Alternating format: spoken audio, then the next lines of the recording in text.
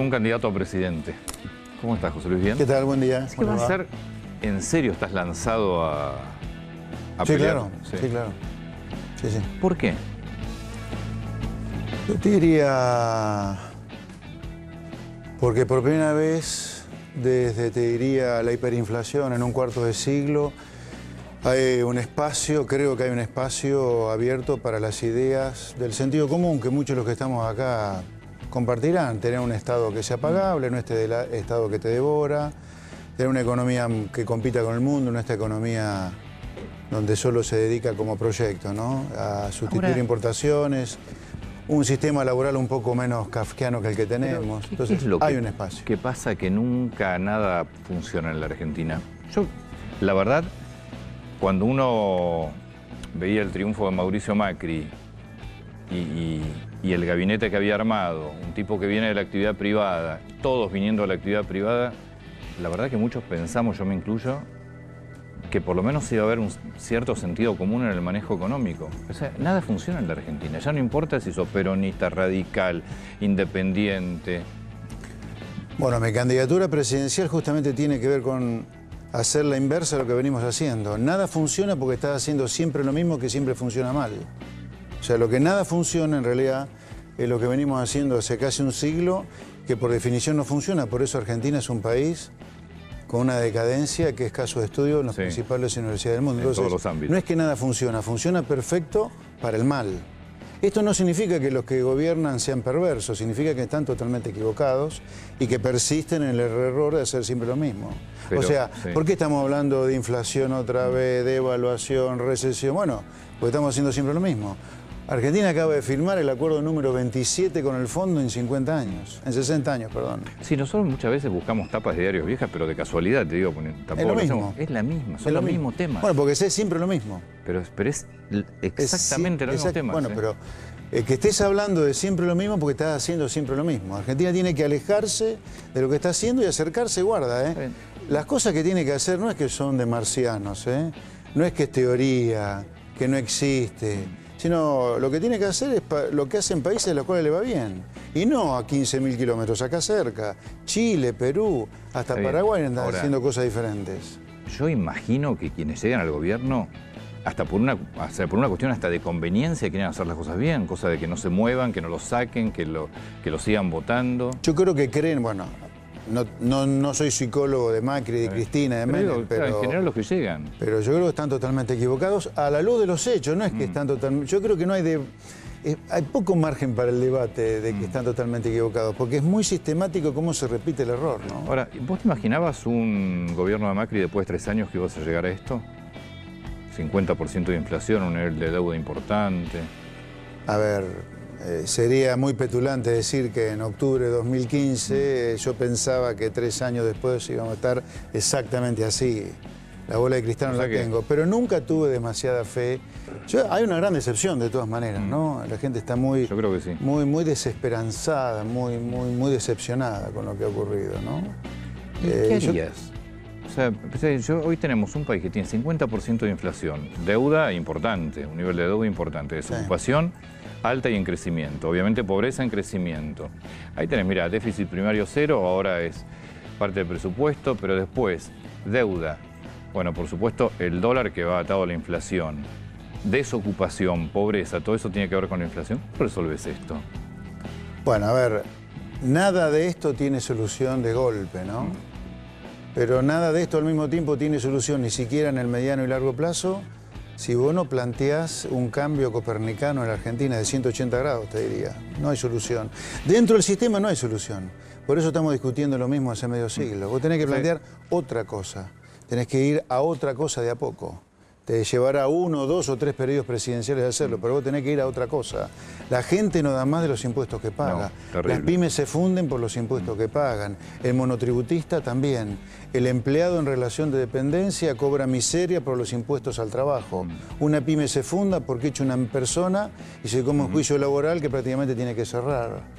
Es decir, son cosas que no van más. Vos podés tener, y tenés que plantear esas cosas que hay que cambiarlas. Vos podés tener todas las intenciones de hacer los cambios y resulta que vas a un congreso donde no podés modificar la legislación laboral. En primer lugar, vos tenés que ganar elecciones diciendo la verdad, porque esa es la condición necesaria y no suficiente para poder hacer algo. Ahora, si vos en campaña mentís, decís que todo es un tema de buena onda, de esperanza, de globos, y llegás y tratás de hacer algo, vos no tenés ni siquiera la legitimidad para poder hacerlo. Entonces, vos lo primero que tenés que hacer es decir en campaña lo que tenés que hacer.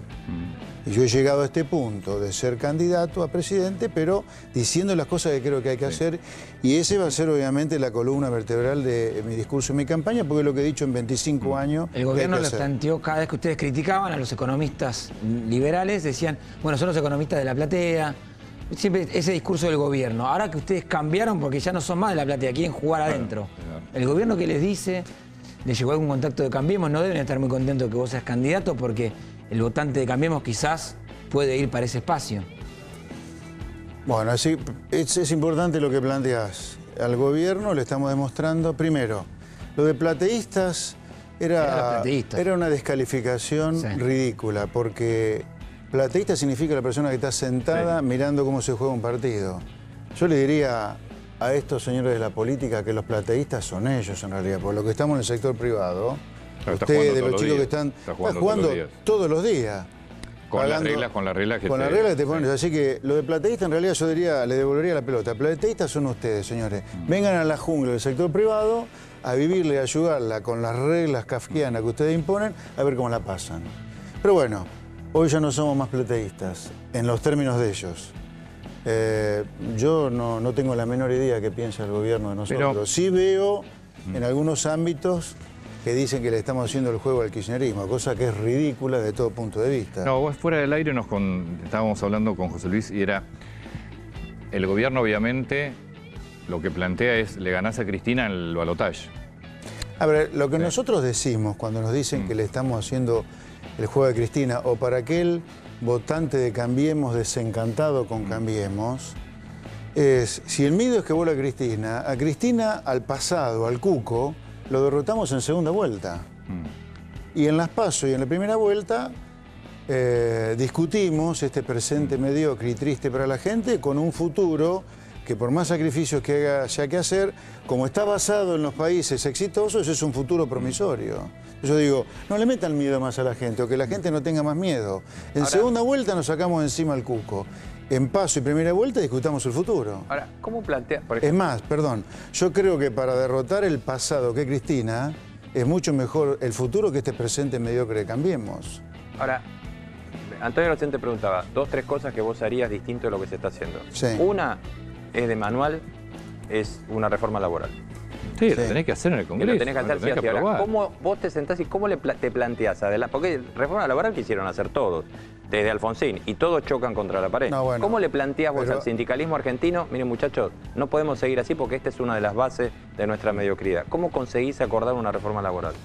Bueno, en primer lugar, es muy importante la legitimidad. El gobierno de Macri jamás en campaña dijo que había que hacer una reforma laboral. Por tanto, la primera cosa que vos tenés es una falta de legitimidad total de cómo imponer una reforma laboral. ¿Cómo convences al legislador de la necesidad de una reforma laboral si vos nunca lo dijiste en campaña? Luce hasta tradición. Pero la reforma es flexibilizar, esa siempre es la duda. Te dicen, bueno, vamos a una reforma laboral. ¿Y qué va a ser? ¿Peores condiciones para mí que soy trabajador o mejores? No, pero a ver, primero, discutamos lo que tenemos hoy, primero. Lo que tenemos hoy es una estructura laboral entre la ley de contrato de trabajo, la ley de asociaciones profesionales y la ley de obras sociales que ha generado que 1/3 de la población trabajadora está en negro. ¿Sí? Entonces, lo que tenemos no funciona. ¿Okay? Tampoco nada te garantiza que lo que cambie va a ser mejor. No, por supuesto. Ese también es el miedo del trabajador. No, también, pero no podemos plantear que ante la duda de cómo te va a ir es peor de cómo te va mal. Pero tu tercio es no solamente por el sistema laboral antiguo y pesado, refórmate por el tema tributario. Pero por supuesto, a ver, tiene que ser toda la... El plano de reforma son 3 en esencia, en materia económica. Después hay otras reformas que tenés que hacer, por supuesto, pero en materia económica son 3. Vos tenés que ir a firmar acuerdo de libre comercio con todo el mundo, como han hecho Chile y Perú. Tenés que ir a un estado que sea pagable, tenés que reducir el tamaño para que los impuestos sean más bajos. ¿Tenés que reducir? El tamaño del Estado para poder bajar impuestos lo tenés que bajar. ¿Esos son despidos?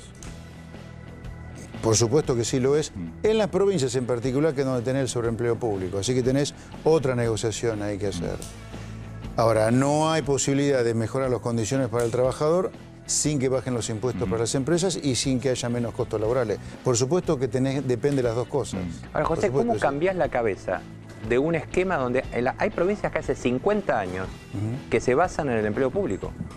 En Santa Cruz nunca y eso que tiene petróleo, nunca tuvo garantizado el ingreso de sus ciudadanos que no fuera principalmente por el empleo público. ¿Cómo lo das vuelta a la moneda? En parte mi candidatura presidencial tiene que ver con esto, de poner sobre el tapete la discusión de estas cosas. Digo, perdón, Santa Cruz, hay un montón. Estoy mencionando Santa Cruz porque es la que uno tiene el porcentaje. Bueno, el norte. Pero pasa que la única forma de dar vuelta a eso es que genere el sector privado empleo. Claro. Por supuesto. Que hoy no lo genera. Pero para que el sector privado genere empleo, el sector privado tiene que tener la seguridad que si echa una persona, no le van a fundir la empresa por el juicio laboral que se come y que los impuestos sean más bajos, ¿no?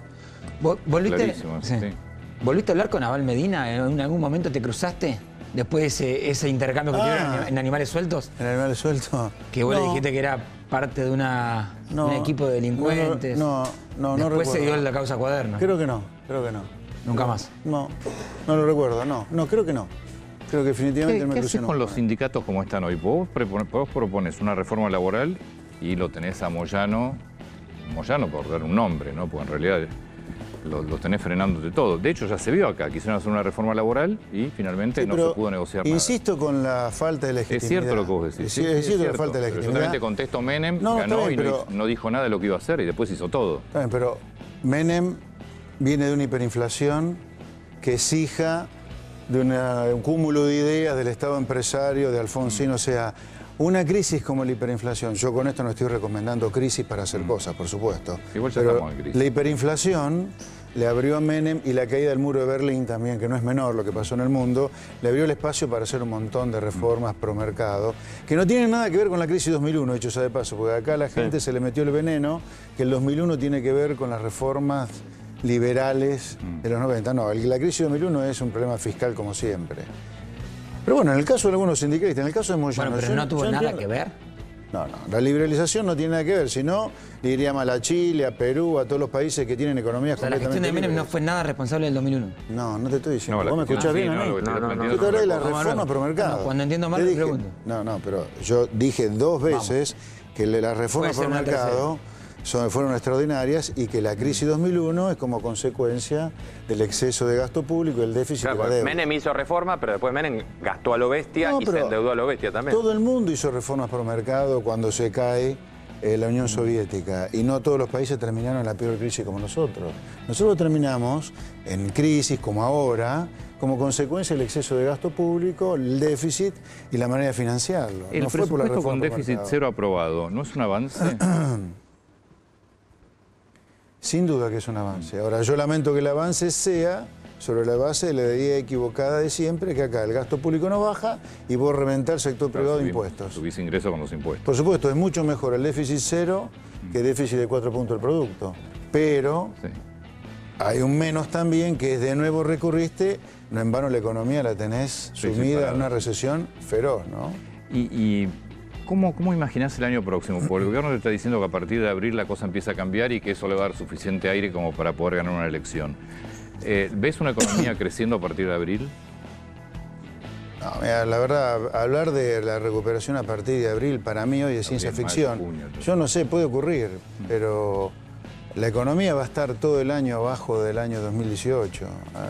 Al final a lo mejor puede ser un poquito en el mejor de los casos. A ver, no me parece que la economía vaya a ser un gran activo para el gobierno el año que viene. No, el gobierno va a tener que concentrarse en otras cosas para hacer campaña. No en vano ha virado un poco hacia la seguridad ahora, ¿no?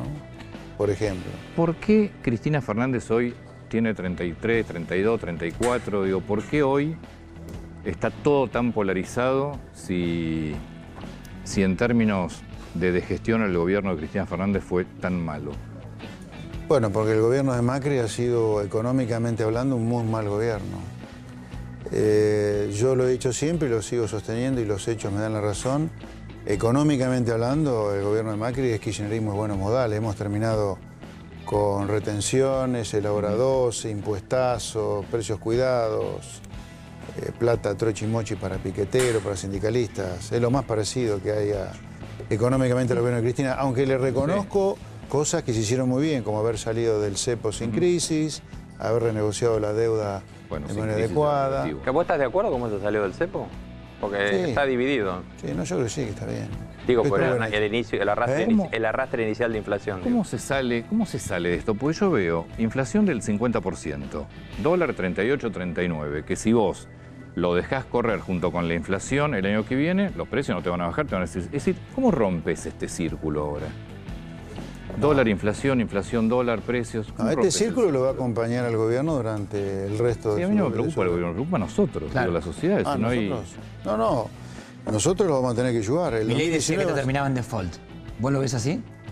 No sé, yo me resisto a adivinar cosas. ¿Cómo rompes el...? No, pero ¿cómo lo rompes? ¿Cómo salís de esta lógica de que si el dólar se retrasa, entonces después te vuela por los aires, pero que si sigue automáticamente va a precios? No hay acá forma de vos de esta no salís en serio. Por un golpe de suerte, si la soja vale $500, a lo mejor te da un respiro, pero, perdón, desde el punto de vista conceptual, vos no salís si no planteás un cambio copernicano que te lo vote la gente el año que viene. No salís, vas a estar así lidiando durante mucho tiempo, no salís. Sí, pero teóricamente Macri era un cambio copernicano a 12 años de kirchnerismo. Está bien, lo debería haber planteado, y todavía está a tiempo de plantearlo. Es como dice Dualde, estamos condenados al éxito, pero condenados. Estamos condenados, si seguimos haciendo lo mismo de siempre, estamos condenados a repetir lo que nos pasa. Si vos planteás, Macri yo creo que debería olvidarse de la reelección, pero no digo que no va a ser reelegido, digo sacarse la cabeza, hacer un programa económico para ser reelegido y plantear estas cosas porque es la única manera de dar vuelta. No lo vas a dar vuelta así. A ver. No, por eso te pregunto, ¿cómo se sale de esto? Porque la verdad que se sale haciendo otra cosa. Se sale planteando una reforma del Estado, o una reforma laboral, una reforma educativa, o una reforma desde el punto de vista de lo que estás haciendo productivamente. ¿Cómo puede ser que vivás como único proyecto tuyo sea hacer construcción y sustituir importaciones, cuando vos tenés todo para venderle al mundo? Tenés que cambiar la cabeza y plantearlo al cambio, además. Tenés que cambiar la cabeza de los sindicatos también. Por supuesto, y de la sociedad, porque no nos olvidemos, a ver, acá es fácil agarrársela con empresarios que hoy vos encontrás algunos presos, sindicalistas que hoy encontrás algunos presos, y políticos que encontrás algunos presos hoy. La sociedad también es responsable de lo que pasa. Porque votamos hace 35 años y yo recuerdo que en 35 años de democracia Argentina tuvo las dos peores crisis de su historia, que es una hiper y el 2001-2002. Entonces, vaya que la sociedad también es responsable de lo que pasa, ¿no? Bueno, muchas gracias por la visita y suerte con la campaña y con la elección. ¿Qué, ¿Ya tenés definida fórmula todo? No. ¿Expert Milei? No, Javier ha dicho... Tienen que poner un cupo femenino. Javier faltan economistas mujeres. No puede poner a hacer una campaña... Eran todos varones. Yo vi el acto, faltan. Hay que meter una economista mujer para limpiar un poco también. A ver, el cupo femenino es importante. Para mí lo importante yo te voy asesorando la campaña. El cupo femenino es importante. Sí. Ya se no lo pierdan de vista. No hay nada, Ayórnense. Si no está Mogiano, Milei, Expert. ¿Que no te gustan? Falta una mujer, yo te digo, ahí está la imagen. Había 4. ¿Había 4? Bien, bueno, está bien, perfecto entonces. Ahí es donde cantaron el Expert Presidente. Ahí está el jingle, mirá, escuchá. Eso que, no, pero espérate. Ahí está la canción. En la foto de las mujeres están atrás. Vos me preguntabas. Esta es la canción. Expert Presidente. Es muy pegadizo el jingle. Los Herederos de Alberdi se llama la banda. Son muy Quieren tu aval, dicen que todavía no les aceptaste el jingle. Así me dijeron, porque hay una parte donde dicen que quieren que explote el Banco Central. Milei dice que va a explotar el Banco Central. Sí. Veremos, vamos a discutir las cosas que hay que discutir. Yo creo que para que la gente no tenga miedo a Cristina se la puede derrotar en segunda vuelta y en paso y primera vuelta discutir la salida de este país así que decepciona a la gente. Yo creo que nosotros planteamos un futuro que puede ganarle con más facilidad al pasado. Muchas gracias por la visita. Buen día.